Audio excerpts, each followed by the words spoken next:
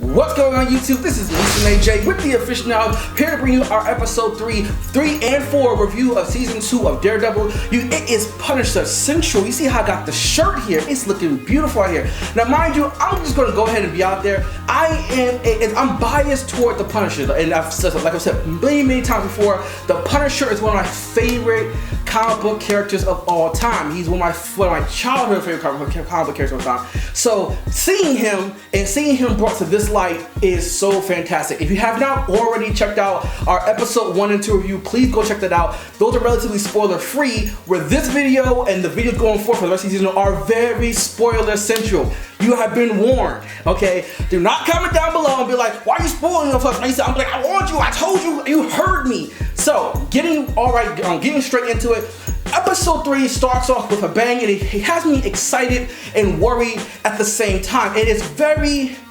for a film student perspective such as myself, it's very heavy on the dialogue and very heavy on the lighting and mood and atmosphere, which, don't get me wrong, Daredevil does very well, but the atmosphere is not so much the central focus of Daredevil as opposed to Jessica Jones. It starts off with what I like to call a Punisher BDSM party, because you see how Daredevil's all tied up and he's all struggling, and Punisher's just sitting here going, you know, you can struggle all you want, but you ain't going anywhere till I tell you to. Struggle. It almost seemed for like half a second that the Punisher was deriving like a very twisted pleasure from seeing Daredevil trapped, especially for them to having squared off at this point twice now on 2 separate occasions. Now, that's the good part. That's the good part. The worrying part is the fact that we already knew from the trailers and from all the setup that the Garth Ennis storyline from the comic book, The Choice, where the Punisher forces a gun in Daredevil's hand and he said, you have to kill me, or you have to kill yourself, or you have to kill somebody else to save yourself, and how willing are you willing to go? I thought that was gonna come a little bit later on in the season, but to see this is only on episode 3, it makes me think that they're gonna like rush the Punisher off stage. They're gonna kind of like shoot him off stage. And I'm already gonna say either the Punisher's gonna end up dead, which I really hope they don't do. He's either gonna leave town to go, pretty much punish people outside of Hell's Kitchen, or he's gonna end up in jail.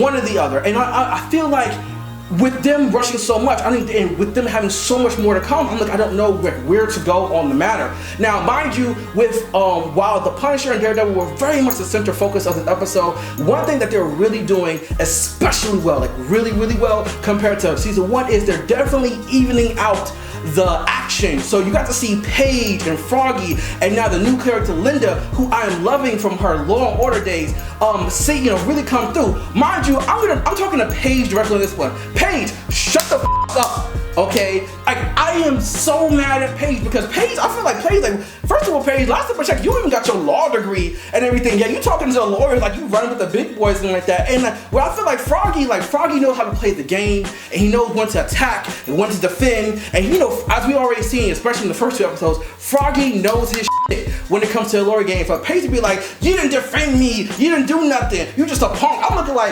your movie budget ain't nowhere near as high as Froggy's movie budget, and we can easily write you out the show, because you need to kind of calm your roll down. In this particular episode, we got a little bit more backstory with Linda, aka the DA, and I feel like we're pretty much making her more into a character as opposed to just being the evil DA, because now we're getting into political corruption and how she's very power hungry, and she's obviously willing to bend the rules a little bit to get results, especially with her setting up that ambush with the witness protection crook, like that, just to set a trap for the Punisher. So I'm kind of really trying to see how far they're gonna go with that. Definitely a highlight of the episode to me is my sweet love. Okay, future wife, future baby mama, future woman I cannot wait to get pregnant, is Rosario Dawson, aka Nurse Claire, aka for all intents and purposes the Night Nurse of Marvel. Rosario Dawson comes back. We finally get to see her. We have not seen her since Jessica Jones, and while she's here, not only is she a Marvel, no pun intended, on the screen, but she drops major Jessica Jones references and even a direct reference to Luke Cage himself, which, by the way, if you have not already checked out my reaction review to the Luke Cage teaser trailer, be sure to go do that. It's pure awesome. Luke Cage is almost as high as the Punisher, so I'm really excited about that. But going back to the Punisher, while it's very good to see her, and once again, very good to see Froggy pretty much, do that direct relationship with her and be like, hey, we're friends, we have a mutual friend, we know each other. And it felt very much like a breath of fresh air, because where we're getting new characters and old characters, see the little sub-characters and subliminal storylines weave into place. Also, I hate to say it, I personally hate the fledgling relationship between Paige and Matt. I hate it. I hope it gets hit by a bus. I think it gets hit by a bus. I want to set it on fire. That's how much I hate it, okay? And so to see that, and it was always, you knew that Rosario Dawson was going to come back, but you also knew that Elektra stand. So pretty much Matt had 3 women in his life. So now you see how Rose, or to be clear, has taken herself out of the fold by saying, hey, I love Matt, he's handsome, he's good and everything, but he's a complicated dude and I don't want no part of the night. So now it's just down to between Paige and Elektra for the heart of Daredevil, which I'm just going to go ahead and say, I hope Elektra beat that bitch's ass. That's what I'm gonna say about that. But focusing on a little bit more on what's important is, so the episode featured Daredevil tied up and captured for the entire episode, or pretty much for at least 95% of the entire episode. So it's very dialogue heavy.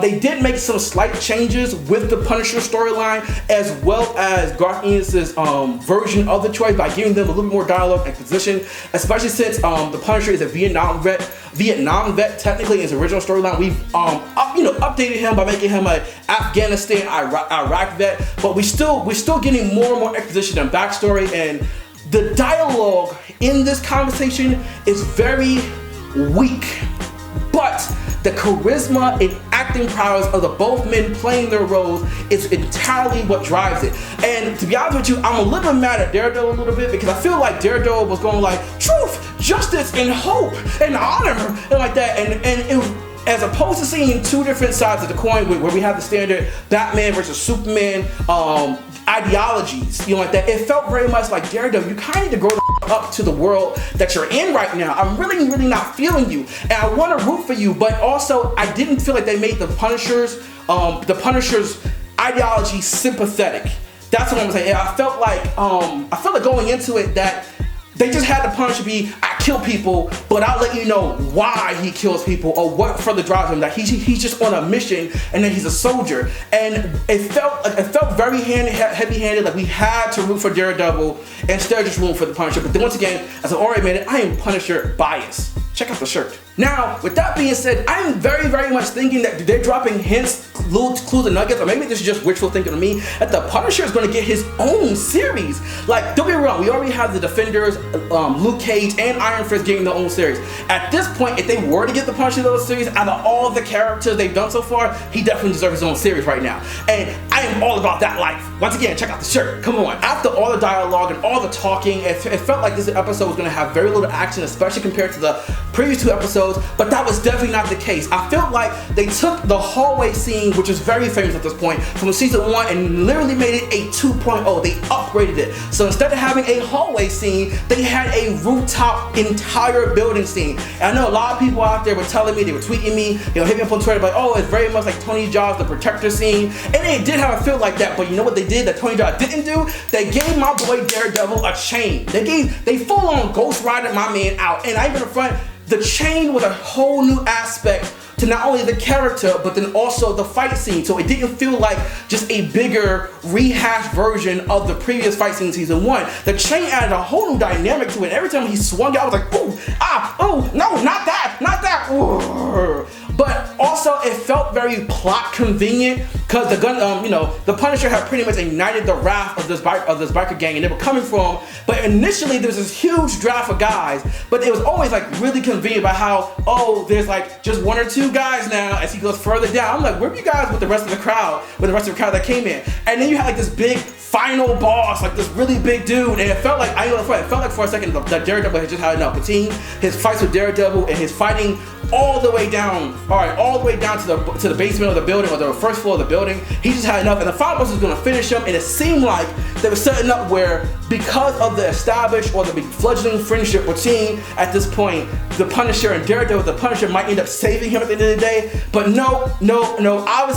Obviously, Daredevil plays way too much Mortal Kombat because he heard the finish him, you know, and he put that big dude down. And it was just like, whoo, I just love it. Once again, this season is very much more action oriented than the previous season, or at least the action feels a lot more fast paced and so significant. So ooh, just gives me my blood roll. Now that was all episode 3. Getting a move also to episode 4.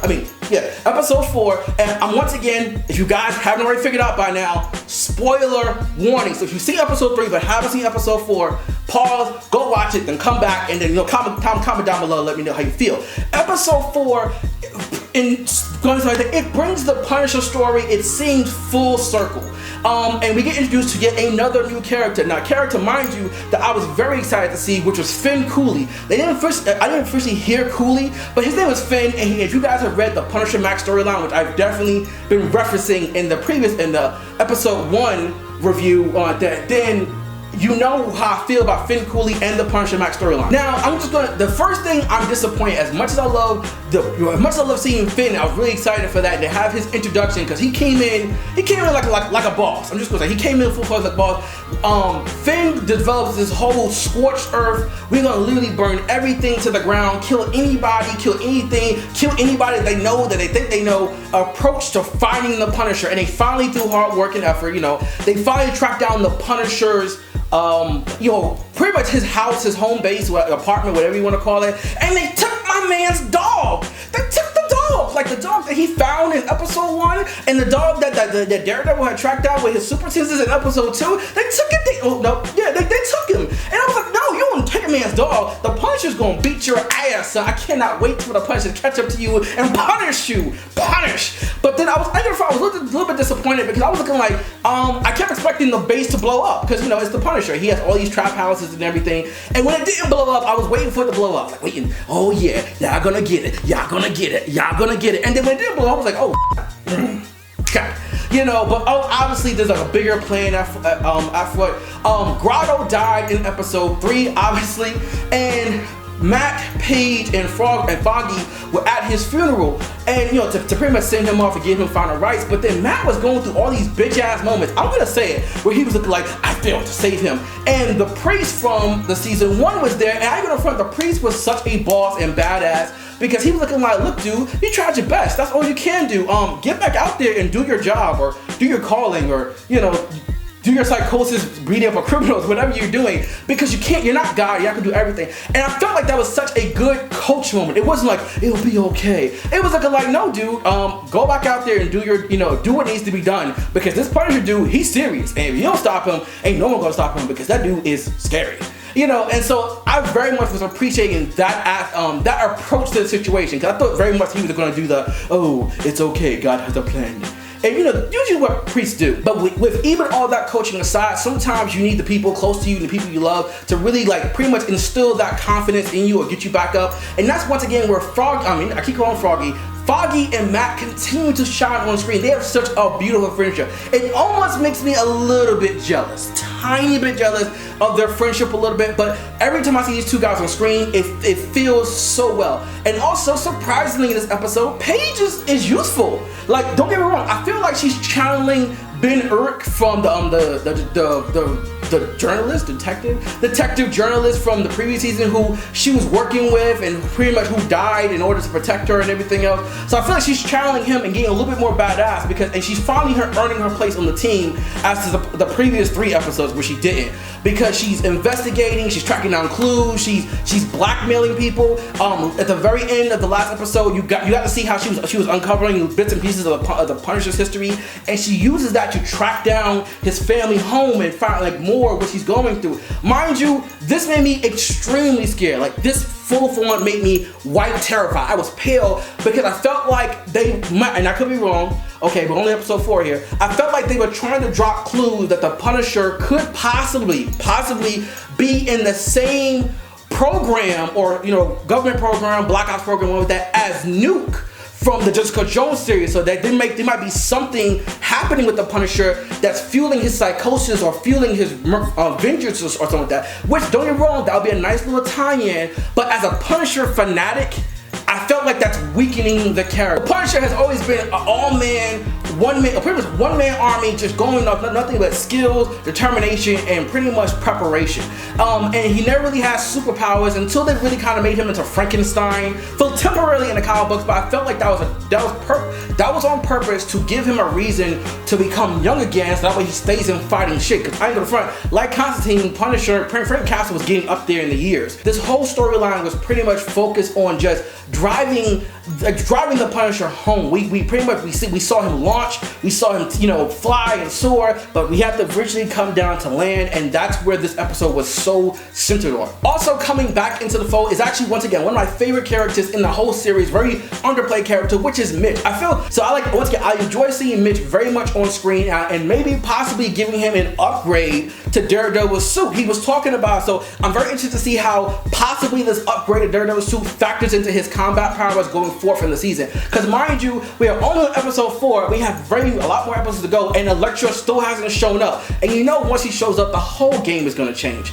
Now, speaking of game changing, we had a tired but true argument of the police versus vigilantism, and that was brought very much home with the black cop from the first 3 episodes, whose name I found out is Blake Mahoney. I don't understand how Mahoney is a black guy's name, but I'm just gonna run with it. So we see how Blake Mahoney runs into Daredevil. He's questioning him. He's telling him that because of vigilantes and all the superpower stuff, that the cops are losing their presence in the city, and you can see how it hit a nerve within Daredevil, especially with Daredevil having so much of an internal conflict of, did he create the Punisher? Is the Punisher a result of him?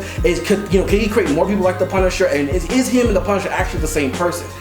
This whole episode was less action, unlike the previous episode, but a lot more dialogue. But unlike where the dialogue itself in episode 3 felt very weak, the dialogue in this episode feels very strong, very more heartfelt, and it enriches everything. It really does. And especially came down home where finally we get this the Punisher and Matt, they full on have it out, but not with fists, with their words. And I feel like at the end of that conversation that they were true bros, like true bros and brothers in night. Matt has Froggy during the day, and he has Frank Castle at night.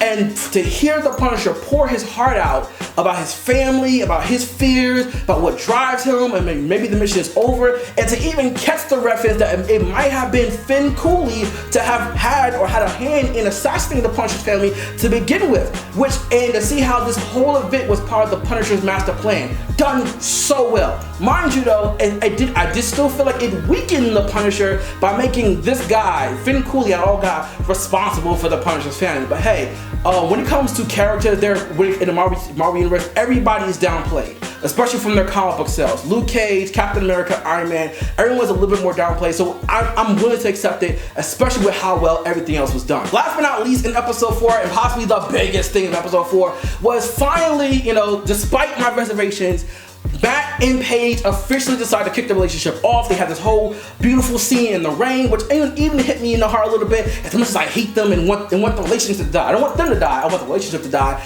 But you see how Matt goes inside his home. He got that happy look on his face, like he knows for a fact that he's been dangling the D in front of Paige this whole time. He's just been giving her all the clues and hints that all she gotta do is make the move where he's gonna jump on top of her, and he's like, yeah, got that. He had that, the feeling after you have a good first date, like you had a really, really good first date, and you're looking like, yeah, sure, you would know, but that's wifey right there. He had that look on his face, and he was inside his home, and then Elektra, out of all people, finally makes her appearance. Right on time, because the Punisher gets carted off. So this goes on to what I was fearing before in episode 3. When I saw episode 3, that they were gonna, I called it, that they're gonna crop the Punisher off the jail. Now I'm not sure if the Punisher, because it's only jail, so the Punisher can and maybe will break out. But I'm gonna front to seeing Elektra and finally to see how badass she is in this one scene. With all his super senses, Matt didn't know she was there. I mean, we literally see him extract trap people through scent and hear around corners, from 6 blocks away, and he did not know she was there. It was only after she threw the scythe, which I didn't catch up her. I had to like pause it and like really look hard. The fact that he caught the scythe that would have killed him, mind you, like let's be real, that he knew she was there. So now you get to see her make such a grand entrance, makes everything so much worth it. And you know what else? Comment down below. Let me know what you think about episodes 3 and episodes 4. How you feel about the Daredevil series before now. If you're farther ahead than the rest of us, or at least than me, which is definitely possible at this point, please don't spoil it. But give me your fan theories. Let me know who your favorite character is, comic book wise and Marvel Cinematic Universe wise. Talk to me. I love talking about comics. Love talking about anime. Love talking about anything nerd related. Hit me up on Twitter. Follow us on Facebook. Follow us on Instagram. Once again, this is Mason AJ with the Aficionados. And I just got done watching Daredevil, and I got this love.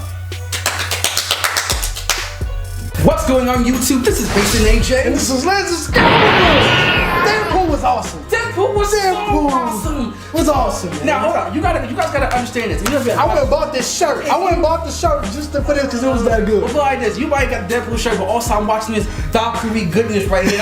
But I'll tell you.